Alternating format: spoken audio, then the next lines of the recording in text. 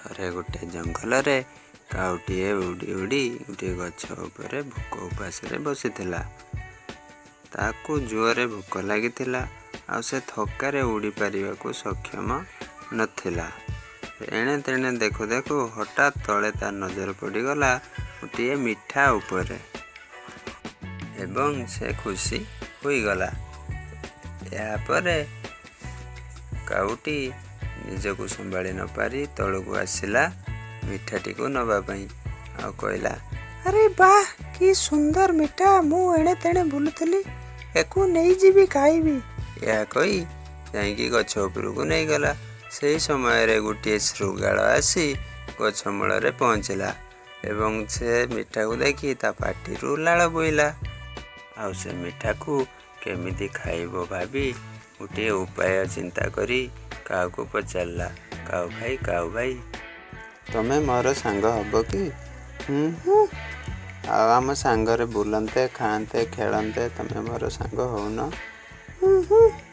ଯାହା ବି କହୁଥାଏ ଶୃଗାଳ, ବିଚରା କାଉଟି ମନା କରିଦେଉଥାଏ। କୌଣସି ମତେ ରାଜି ହେଉନଥାଏ। ଏହାପରେ କ'ଣ କରିବ କହି ଉପାୟ ଚିନ୍ତା କରି ଶୃଗାଳଟି ପଚାରିଲା, ତମକୁ ରୋଷେଇ କରି ଆସେ?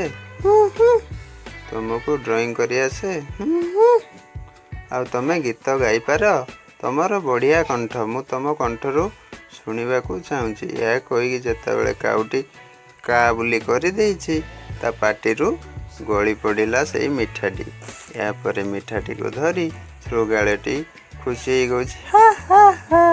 ଆରେ ତୁ କେଡ଼େ ବୋକାରେ, ତୁ କା କଲୁ, ତୋ ତଣ୍ଟରୁ ଗଳି ପଡ଼ିଲା ମିଠା, କେତେ ନିର୍ବୁଦ୍ଧରେ ତୁ। ଏହା କହି ସେ ଚାଲିଗଲା। ମନ କଷ୍ଟରେ କାଉ କାନ୍ଦି କାନ୍ଦି ଯେଉଁ ଉପାସରେ ଥିଲା ସେଇ ଉପାସରେ ରହିଲା। ଶୃଗାଳର ଚତୁରପଣିଆ ବିଚରା କାଉକୁ ପୁଣି ଉପାସ ରଖେଇଦେଲା। ଆପଣଙ୍କୁ ଯଦି ଏହି ଭିଡ଼ିଓଟି ଭଲ ଲାଗିଥିବ ତାହେଲେ ଲାଇକ୍ କରନ୍ତୁ। ଆହୁରି ଭିଡ଼ିଓ ଦେଖିବାକୁ ଚ୍ୟାନେଲକୁ ସବସ୍କ୍ରାଇବ୍ କରନ୍ତୁ।